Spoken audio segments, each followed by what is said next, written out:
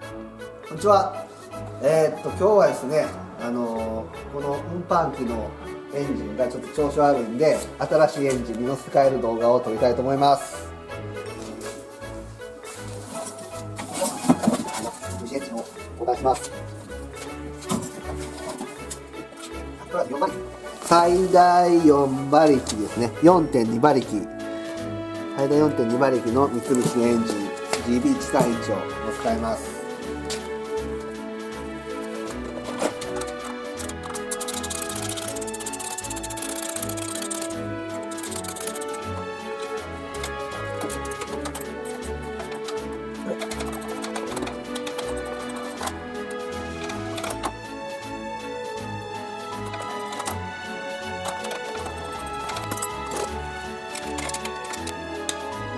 で、次はエンジンを外していきます。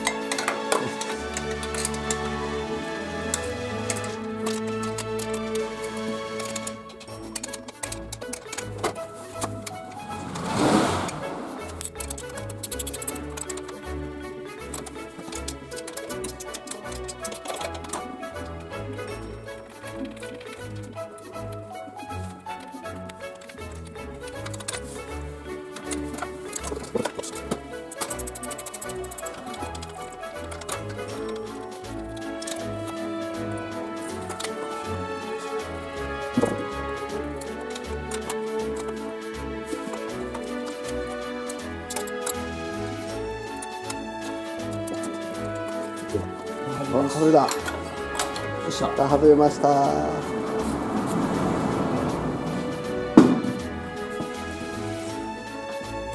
振り外します。